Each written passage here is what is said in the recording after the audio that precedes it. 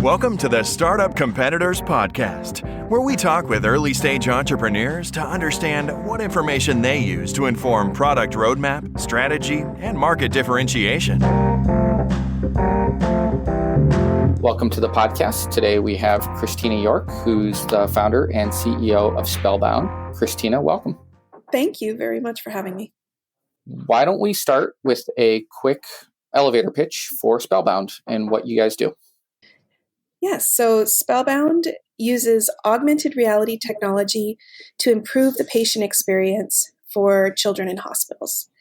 We use super immersive technology delivered through mobile devices to manage pain, improve patient education, and motivate patients to get up and moving around to help with healing. Can you give some specific examples of what that looks like? Make that a little more tangible?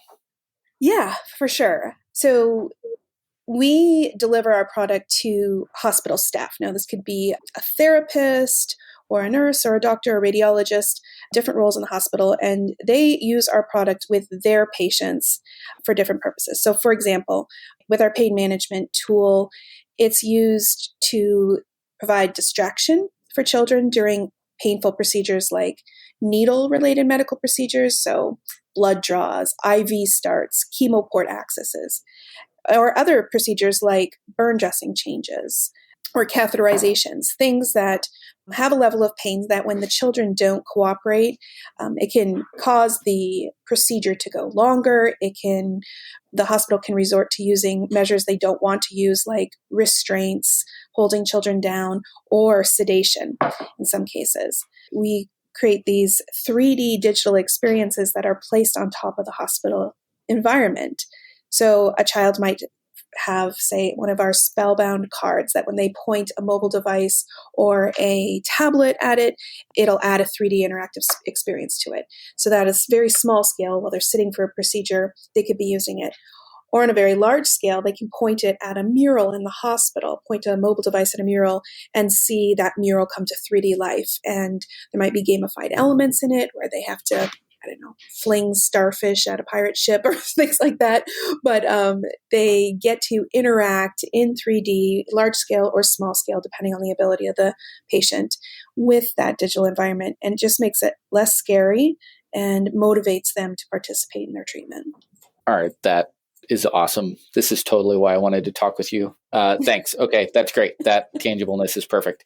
So when you engage with a hospital, what does an implementation look like? So like when I imagine a mural or something like that, are you guys going in there and applying something that would be interactive, or are you just taking existing things and just putting small codes next to it that the phone picks up? Like, what does it look like for you to actually instrument a hospital for this kind of partnership?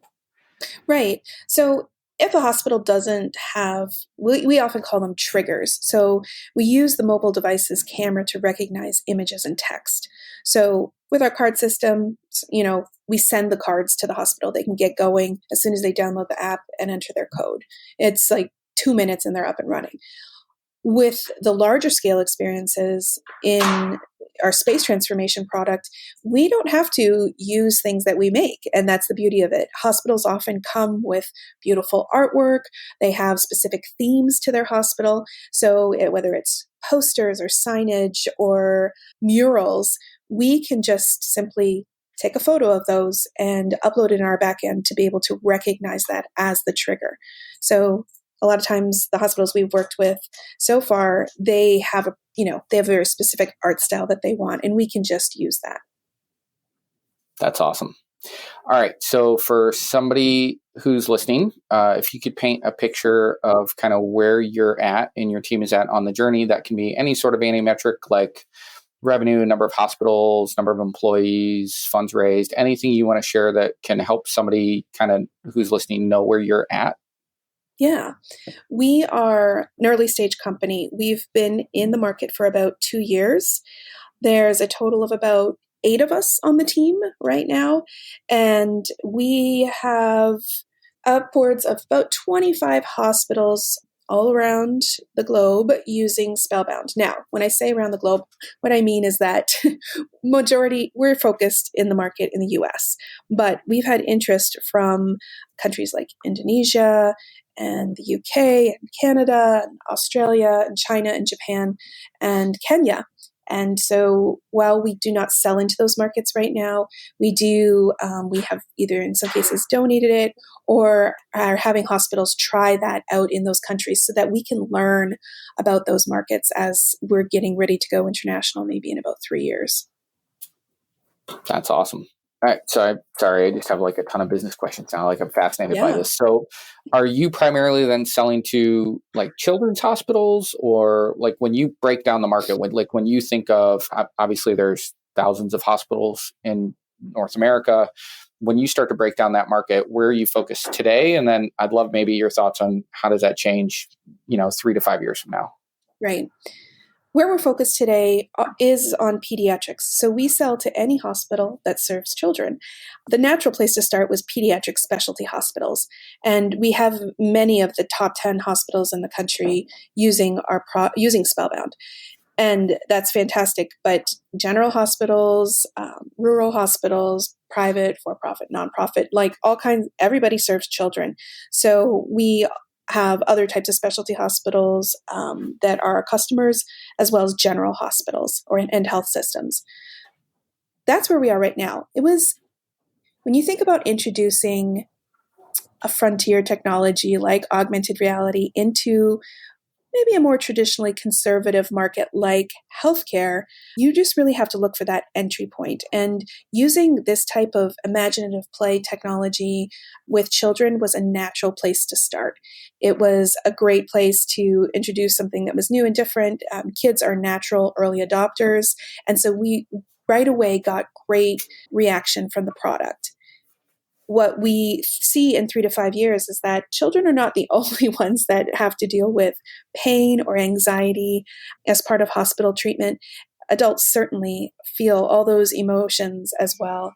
And so we really plan on expanding the technology to serve adults and certainly to go beyond the hospital, whether it's to, clinics or home health care. The way we execute our product through mobile devices means that it's really accessible to everybody, even across socioeconomic strata, that we can really democratize access to that technology because of the way we do it. So that's our vision, is really to start here, start focused with children, prove the value, and then move out to serve all populations across multiple channels of healthcare. And when you're selling to a hospital, is a hospital choosing to bring in this technology? Do they just view it as a kind of a sunk cost, meaning that they're not like there's no way for them to build this back to patient experience, and they're just viewing this as a way to create a better, differentiated patient experience and have better health outcomes? Or are some of those hospitals finding ways to whether it's through insurance or some other way, recoup some of the cost for this? Yeah. Right now, we're not reimbursable through insurance. So it is a way of introducing the technology into the hospitals. It's a sunk cost. They pay an annual access fee because we add and improve the experiences all the time.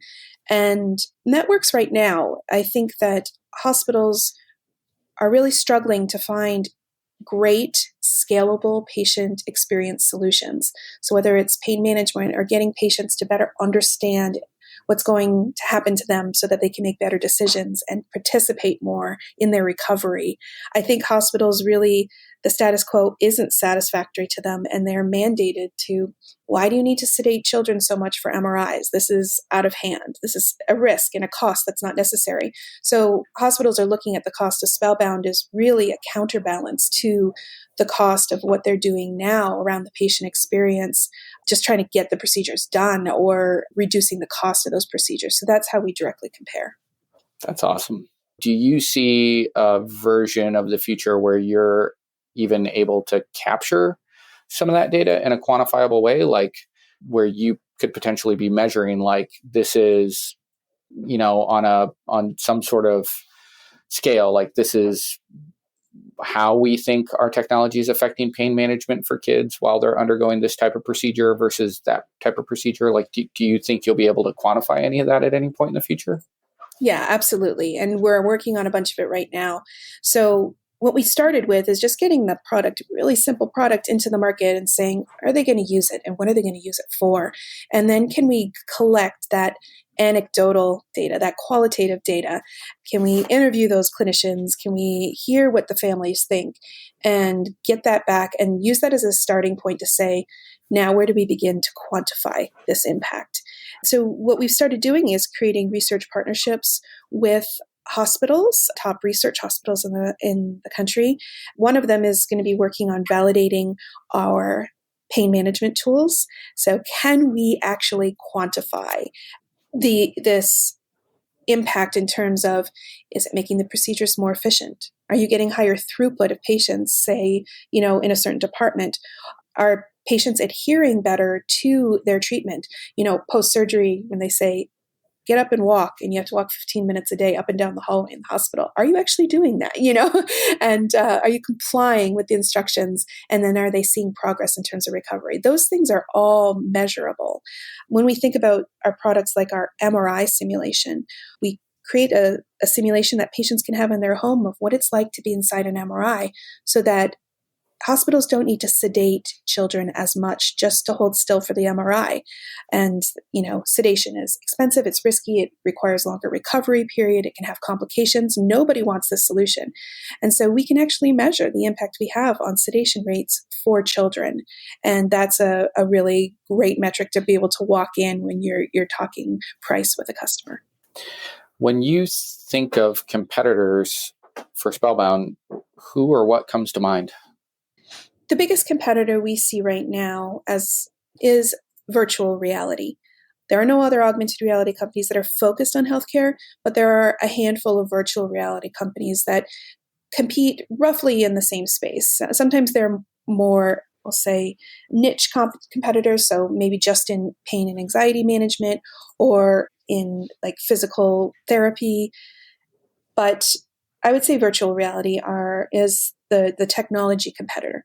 Of course, we compete with the way they do things now, which, as I mentioned, sedation, restraints, undesirable, but they do things like also provide toys to children, or it's called medical play, like, scale model MRI machine so a kid can play with it and learn it. So other types of hardware are things that hospitals might use. So we do compete in terms of changing the way they do things, taking those dollars away from those type of things to put toward technology. So with virtual reality, if I'm the patient, I'm putting on a headset, right? And Yes. to your point, that could be much more specific in terms of the type of outcome that you're going for. So when you look at future technologies coming down the road, or maybe things that are emerging now in the AR, VR space that have you excited, are there any new things or things that you guys are anticipating in the next 12 to 24 months that maybe isn't quite mature enough yet, that have you kind of excited for things that you guys can do better down the road? Well, I think the big thing that we were excited about recently was the move on mobile devices, AR Core and AR Kit, really, as having those things built into the mobile devices everybody owns is the first step to saying, this is an everyday thing. This is going to be an everyday thing, augmented and virtual reality. And just, I think one of the biggest impacts for us with that was it's going to mobilize a whole army of people who are able to develop experiences for augmented reality. And that's been a big thing when you're starting a tech company and you're looking for that talent pool. Where can you draw from? And, how many people have these skills? And that's a challenge when you're early in the market. So that was a big thing for us. I mean, we are excited about headsets. I think that ultimately hands-free is going to be a better experience down the road. But right now, it's not there. The market is not there. And when you think about like the challenges of change management, especially in a hospital where everything is based on protocol or procedure, how do you introduce a piece of hardware where, they might get really excited and say, oh, this is clinically proven, it's going to work.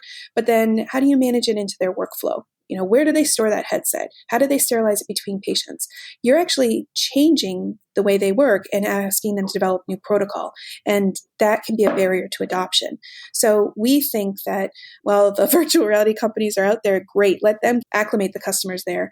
We'll fit right into their workflow right away. They are all assigned mobile devices that they carry with them around to patients. So let's just use that for now and get the usage and get the loyal customers and get the use cases and get the data. And then when the market is ready, when hospitals are really ready to adopt headsets, or that maybe the consumer market has been started adopting headsets, it's easy for us to port our technology over to those devices to be delivered. So really for us being agnostic in that sense and just watching where the market is going is exciting for us because we'd love to start developing for headsets as well. Awesome.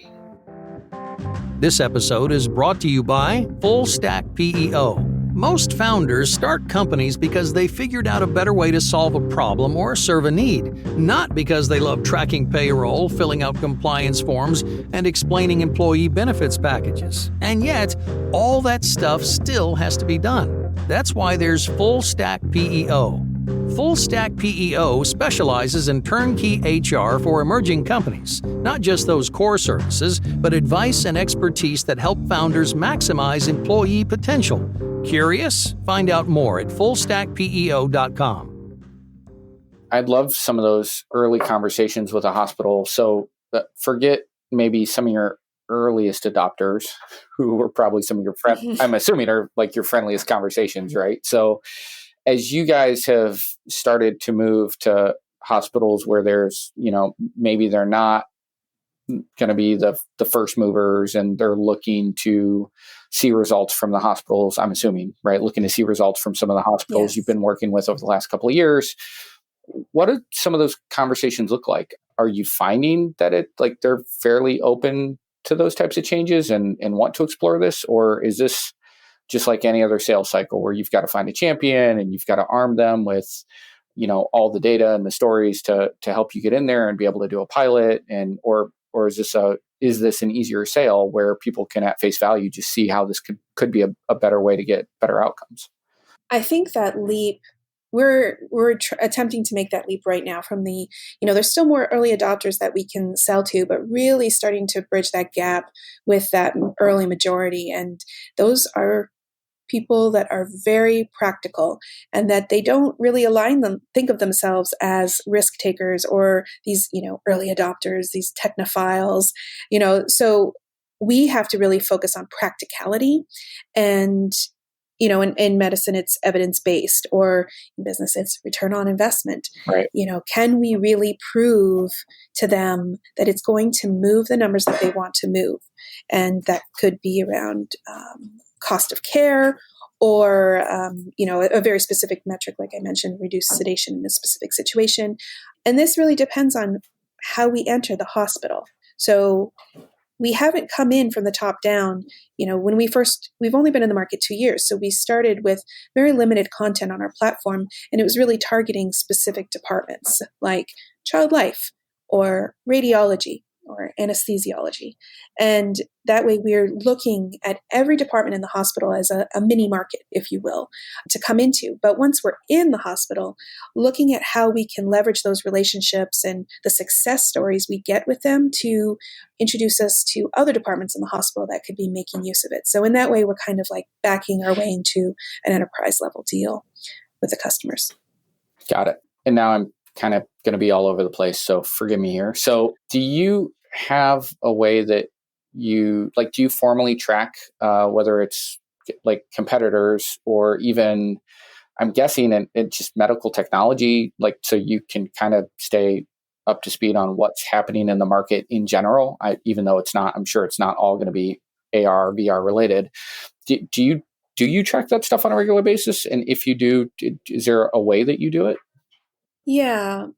So I'll say there's 3 things that were kind of packaged up in there. So the first is competitors. Do we track them? Yes, we primarily track competitors through the eyes of our customers. There's a lot of, I guess we'll say, blue ocean out there in terms of AR, VR, particularly in healthcare.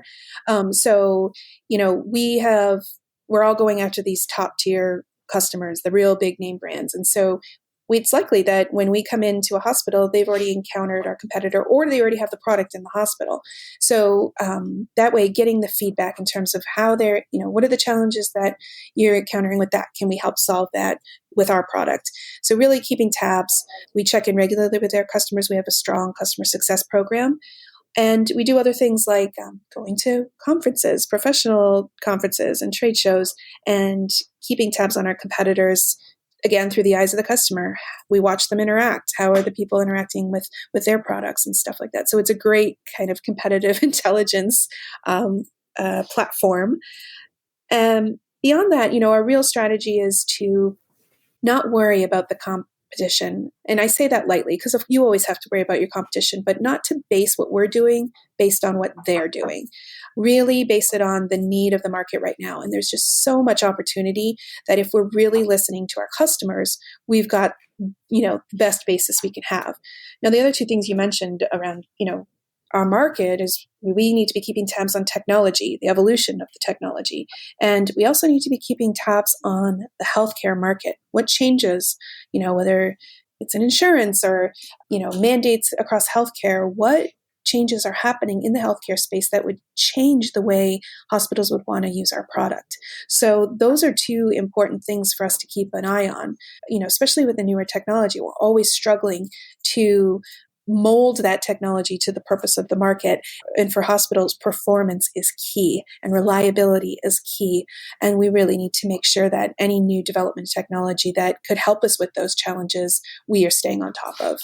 So, simple things like, subscribing to key online publications and blogs and setting up Google alerts around those type of things.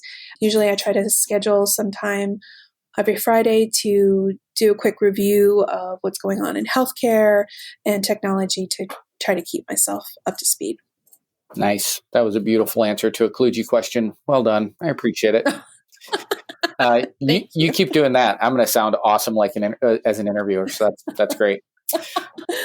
All right. So you sparked something in there. So particularly at the end, while you were talking about kind of where you get some of those sources of information and when you reflect on it, it took me down a slightly different path, which I'm kind of curious about.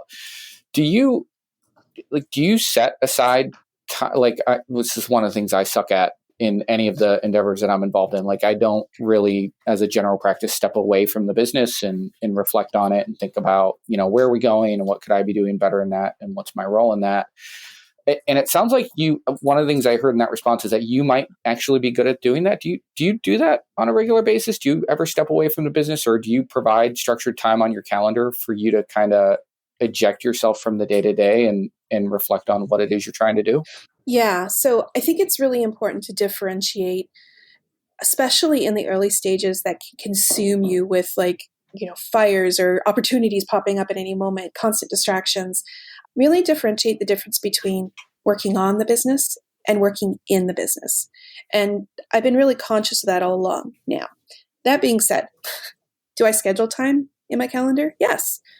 Do I adhere to that all the time? No. Of course, things come up and it's like a constant prioritization juggling act, I'd say.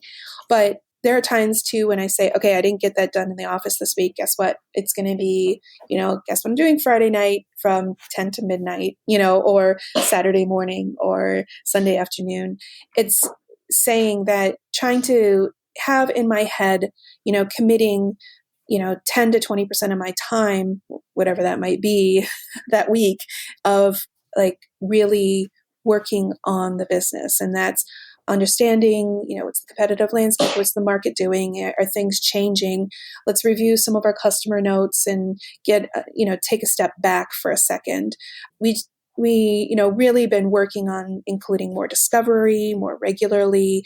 And of course, we have this great customer success program, but how do we look beyond what we have right now and being really conscious about it? So does it always pan out in terms of, yes, I scheduled Friday afternoon from 3 to 5? No, it does not always pan out, but it's, I think, making it a priority and making it one of our core values is the way that kind of keeps it sticky for us. That's awesome. Do you have a hard time staying focused? I'll unwrap that a little bit. Specifically thinking through, you're in kind of a bleeding edge technology space that is super fun and hot to talk about, right? Augmented reality, virtual reality. You're in healthcare, which has tons of opportunity. I'm sure you can find places to take some of your success and start applying them, which potentially could be a distraction, right? Like, how much do you focus on products that you guys have already built out versus exploring what are other ways that you could apply this technology? I have to imagine that's a constant struggle. I'd love your thoughts on how you and the team manage that today. Yeah. The focus is that is a challenge for every startup. For us, it's a really big challenge because as soon as we show our product to a customer, you've got them when it sparked their imagination. They're suddenly coming up with new use cases or, well, that's great, but what about this? And as soon as you spark their imagination, you get this flood of ideas, which of course you don't want to necessarily ignore. We capture, we look at, but how do you take what's just a flood of ideas from one customer, one data point, and turn it into a roadmap or a 3-year plan for the company? And so, stopping and saying, well, we have a great relationship with other customers. Let's see, are other people facing similar challenges? And, certainly as a specific example, we started with pain management because it has such general use. And that's great. And now we get exposed across lots of departments in the hospital. And we had an idea of where we would go. And we loosely called it patient education. We knew that many hospitals struggled with getting patients to engage with complicated or overwhelming information, certainly when they're in a high stress situation. So we knew we wanted to go in that direction, but we didn't say, it's going to have to come from us. We looked at the problems and, the number one thing with MRIs is sedation rates and how unnecessary it is. And so we saw that every customer that we talked to had this issue. And so then we looked for a partner to develop that. And then, our process is always, we're going to develop kind of like a proof of concept or an MVP, or whatever people want to call it. And we put it out to a handful of customers that are trusted, that are open to engaging with new ideas, and we see how it is used in the clinical setting, which is completely different than our, where we might be testing in our office setting. And we get that feedback, and then we use that feedback and get, put that work into actually productizing it and rolling it out to the market. So the focus is really around ferreting out opportunity in terms of, is this something worth as a small company with limited resources? Is this something worth putting our limited resources into? What is it going to get back for us? And what's it going to get back for our customers? What is that value for them? And so it's really just creating a backlog of opportunity and kind of ferreting out what's going to not only make impact for our customers and what's going to help us to grow in the market around our goals. So I guess, a light, a mixed agile between product development as well as our business goals is what we focus on. Nice. I'm curious, how did you get started in AR? By accident. No. I think when you ask how we get started with AR, it was really, I'd worked in technology for many years, more than a decade by the time I started my first AR company. And it was really, I had never worked with augmented or virtual reality before. And it was one of those things. I got to pause you real quick. So your first AR company, so this is not your first AR company? Technically it is, but it's not. So in 2015, I started an augmented reality company with a co-founder that was focused on publishing and higher education. And the concept was use immersive technology to get children engaged with literacy and literacy activities. So adding augmented reality to books. And that was a great idea, had lots of attention, but zero traction. So we wound that company down at the end of 2015. Okay. But during the course of that company, we talked to a lot of parents, did a lot of discovery. And one of those parents worked at a local hospital, and really saw the potential for the technology in the hospital environment.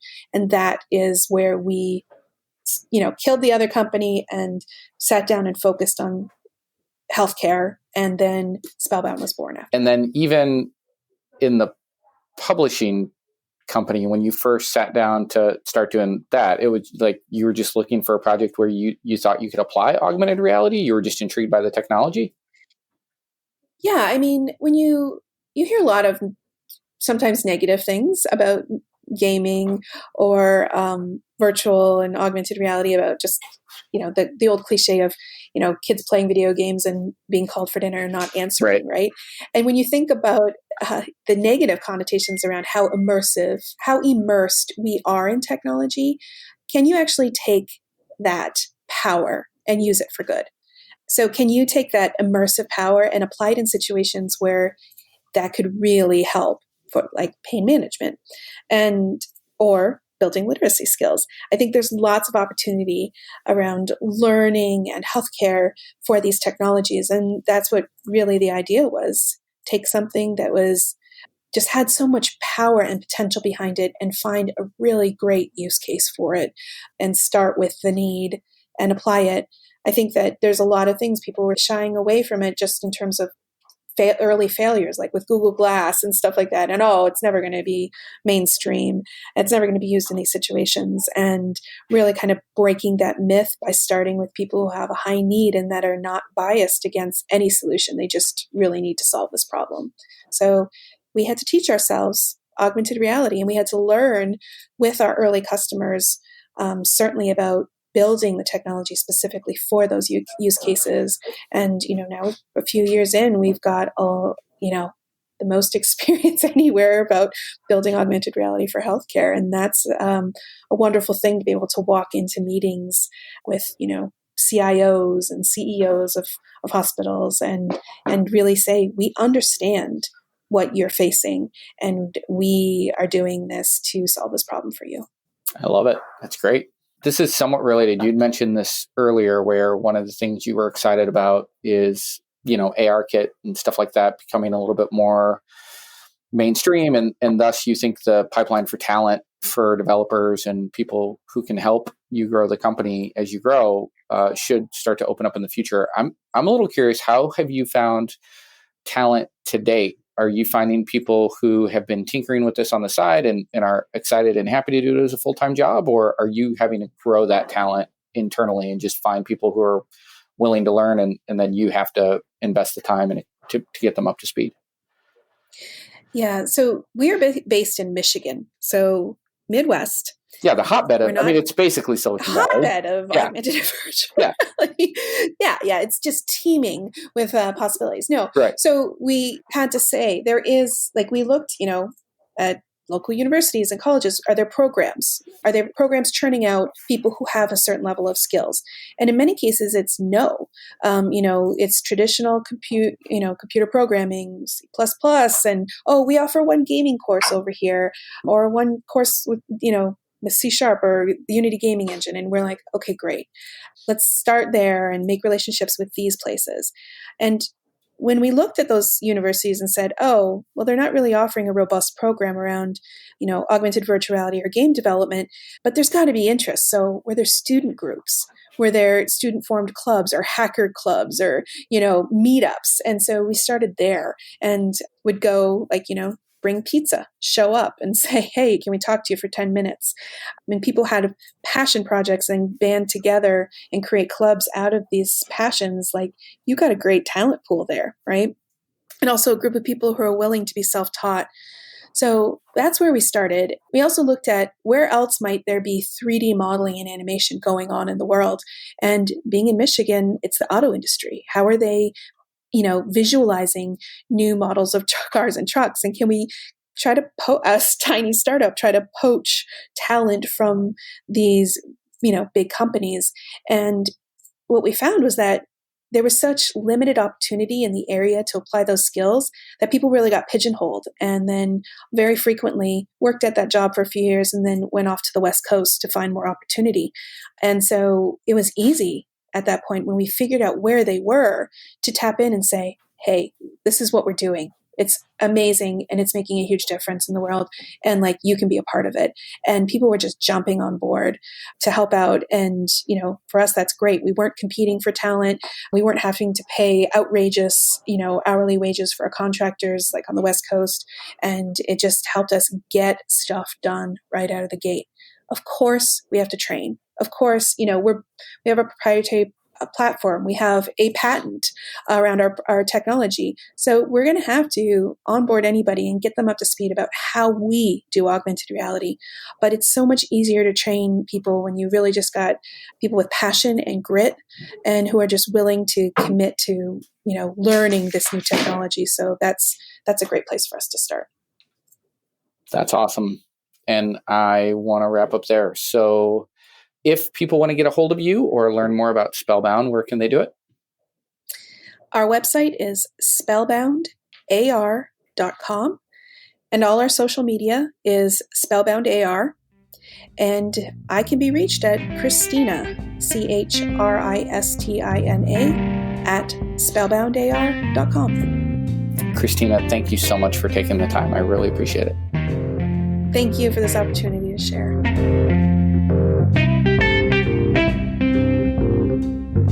If you're thinking of launching a SaaS product, Startup Competitors can provide data on your closest competitors, survey potential users, or provide other product validation services. Learn more at startupcompetitors.com.